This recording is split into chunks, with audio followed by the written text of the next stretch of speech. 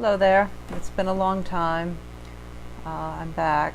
I hope to make it a regular thing because I feel like I've conquered the problem, and the problem, of course, was procrastination.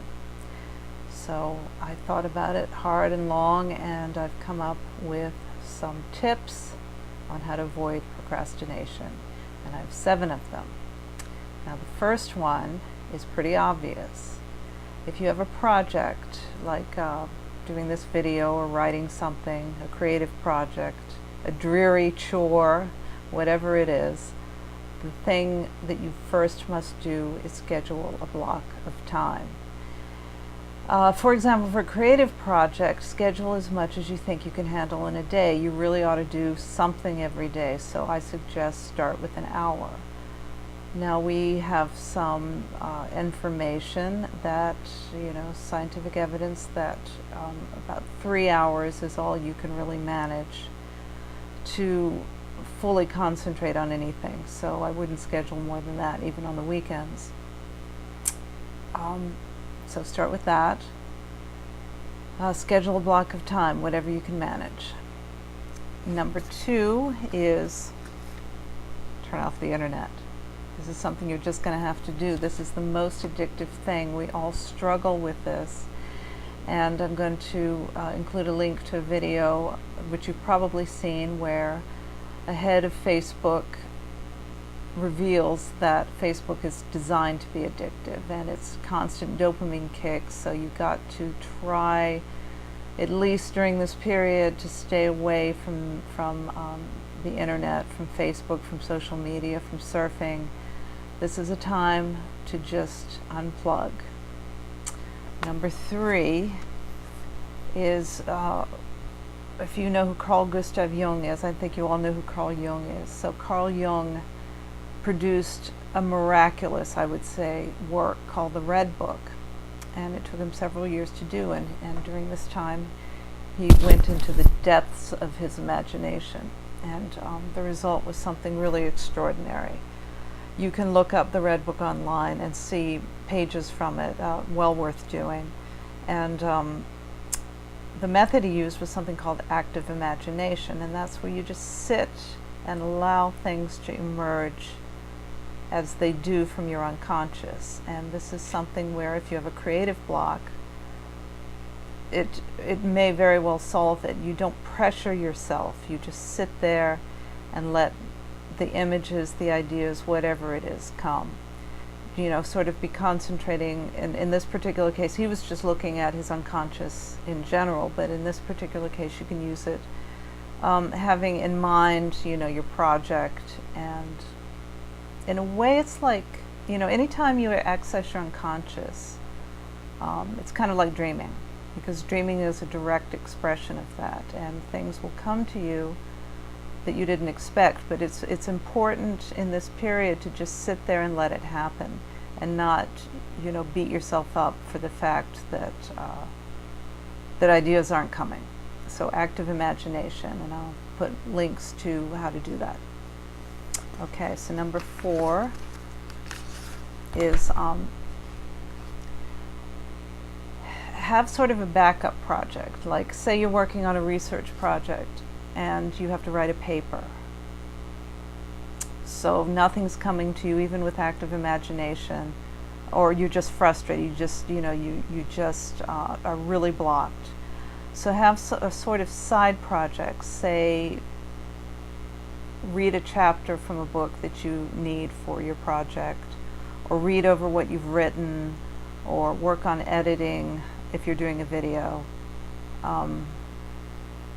Look at titles, things like that. Do something within that period of time that you've designated, whether you're between 1 and 3 hours, that block of time. And this is sort of a mindless, mundane project within the greater, more creative project.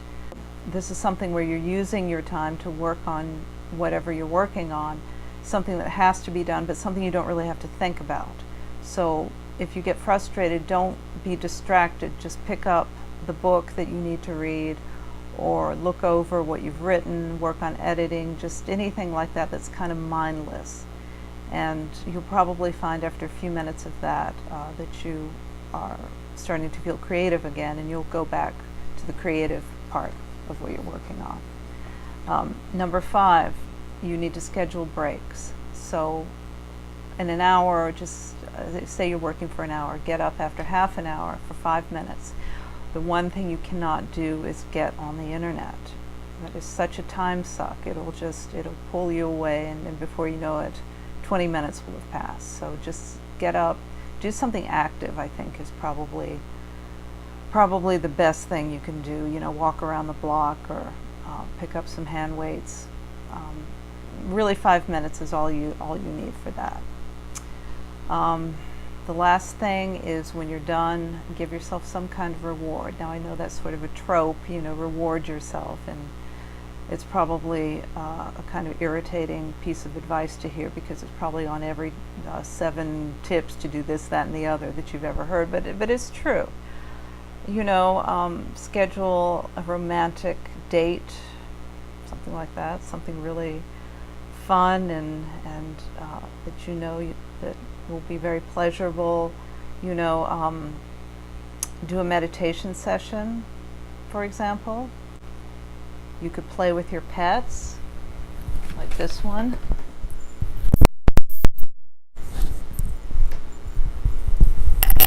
If you have a pet like this, you'll probably want to play with her, and that'll be a nice break.